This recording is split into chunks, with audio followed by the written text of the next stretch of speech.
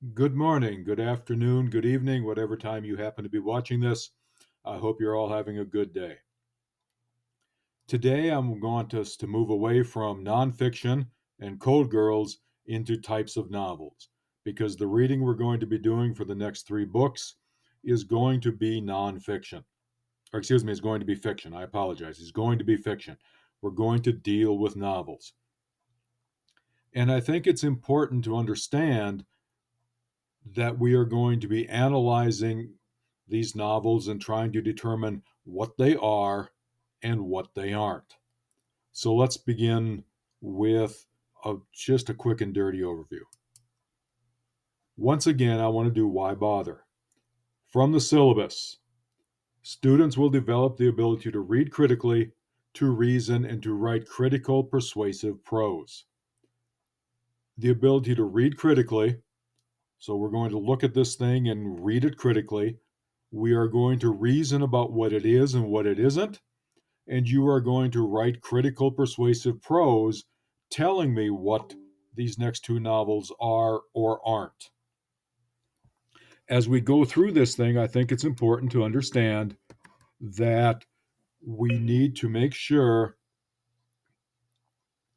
everything we read is supported by the idea of claim, or everything we write, excuse me, is supported by the idea of claim, data, warrant. First type of novel is the realistic novel. It's going to look at events that may actually happen to people. It's going to be a setting that is believable, and the characters should act and behave in a manner that is similar to us or similar to the women in Code Girls. The plots are going to be about work, about relationships, about the things that real people deal with: financial difficulties, death of a family member, moving, new relationships, whatever it is. The realistic novel is going to try to show that in a quote unquote realistic fashion. Next is the picaresque novel. I'm kicking it very, very old school with the picture. We're going back to Lando Calrissian and Han Solo. It's the episodic adventures of eccentric or roguish characters. These are characters who may not be perfect, who may have a moral compass that's not true north, and they're episode one, episode two, episode three, episodic. But we like them. We like Han Solo, even though he was a smuggler. We like Lando Calrissian, even though he turned Han Solo over to the Empire. He also got him free from the Empire. Those are the sorts of things that I think are important as we take a look here. The picaresque novel is going to deal with people who are not perfect, but people we sort of like. People who are having a lot of adventures and are playing fast and loose with the rules to get through the adventures. Next is the Bildungsroman, or the coming of age novel.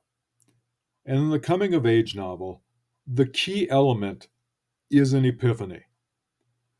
The young person leaves home as a naive human being and then somehow, way or another, through a whole series of events, develops some level of maturity, whether it's a spiritual maturity, a moral maturity, or just growing up.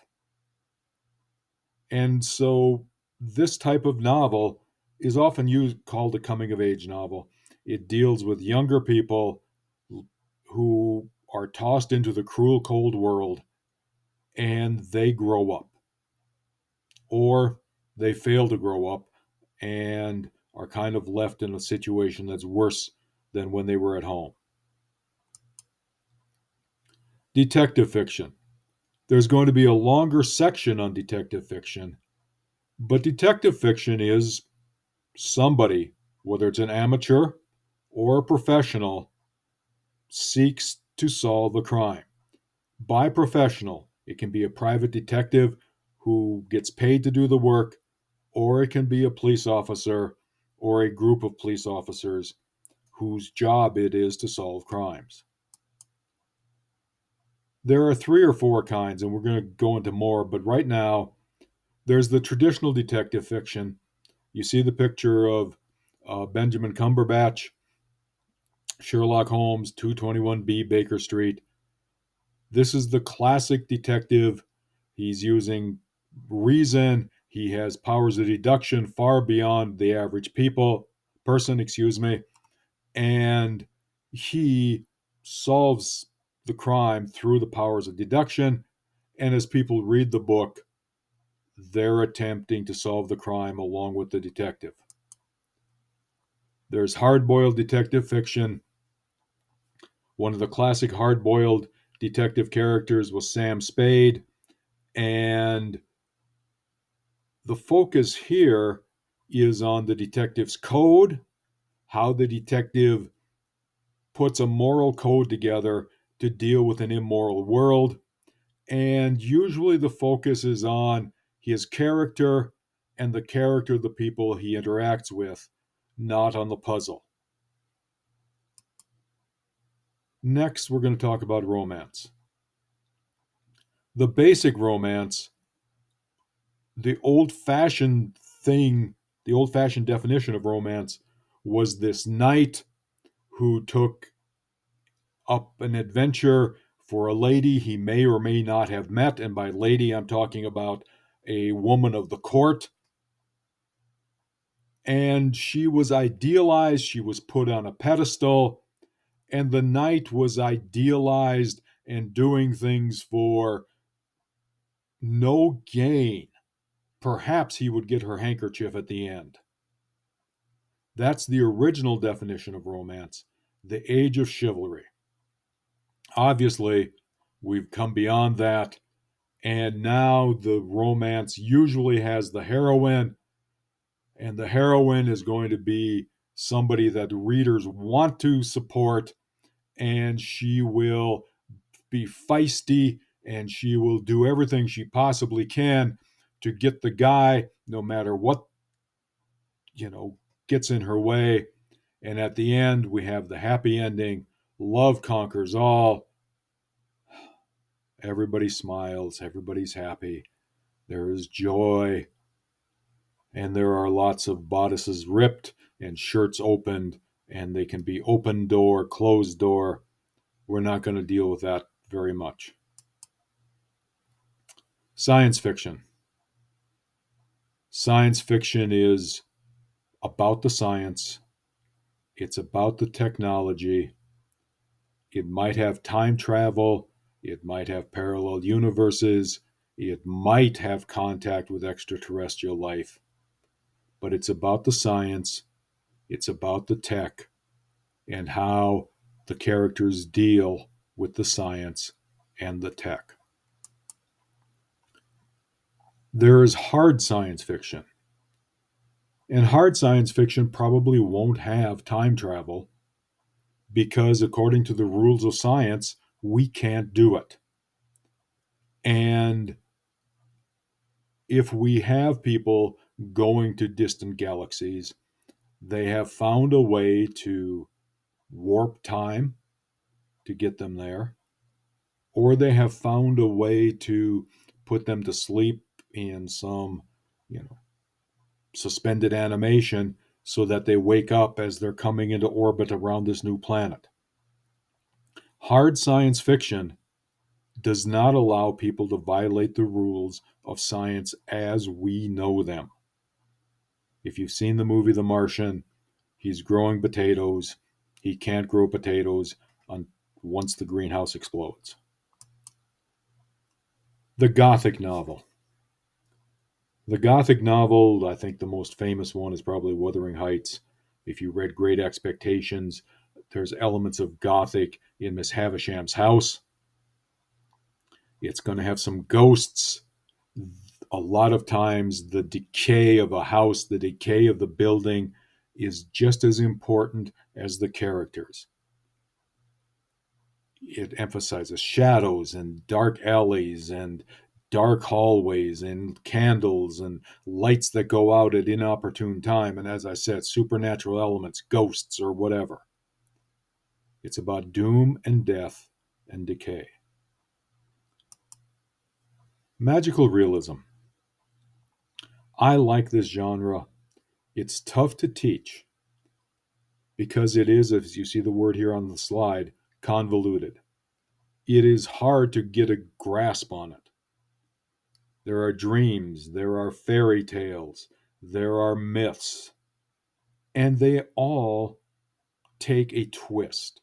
For example, one of my favorites is the story of Very Old Man with Enormous Wings.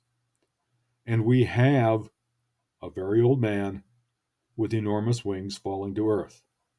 But instead of being a perfect angel, he seems to be too old to be an angel, and his wings are not perfect. And the people, instead of treating him as an angel, put him in a chicken coop. And he doesn't really perform miracles.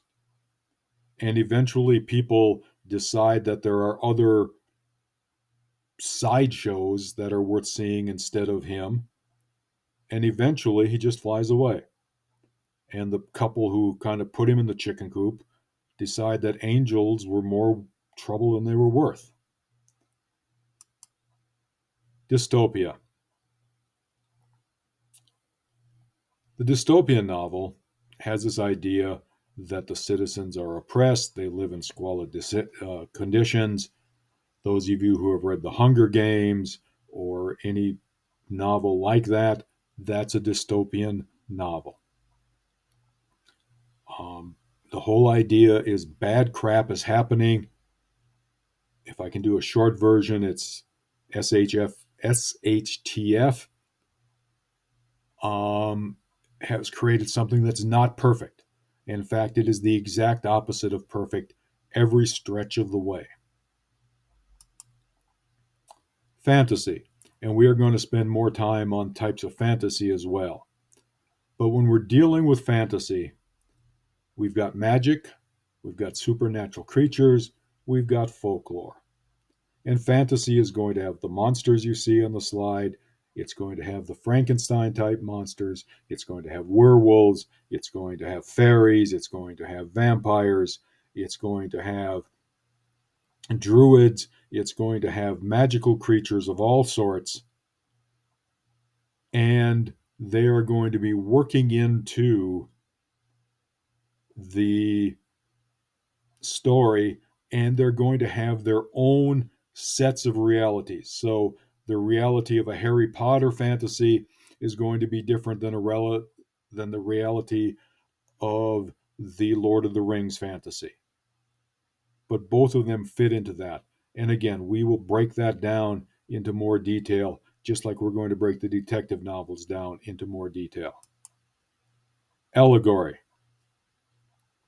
An allegory is a narrative in which the characters or events represent an abstract idea. The idea of the allegory is an idea where you have people who have names like Faith. And it's not just their name, they represent the abstract quality of faith. Or in one of the most famous ones, Pilgrim. Pilgrim represents all of us making our pilgrimage from birth through death. The idea of an allegory is the characters or the events represent an abstract idea. And it starts abstract, and there are layers and layers and layers built upon it until it becomes the concrete thing in the novel. That about wraps it up. I should mention here very quickly that allegory is sort of symbolism turned upside down. Symbolism begins with the concrete and works its way up to the abstract. Allegory begins with the abstract and works its way down to the concrete. Again, I'm going to wrap it up right here. I hope all of you have a good day. I hope to see all of you in the next class period. If you have questions, shoot me an email or ask me in class. And again, have a good one.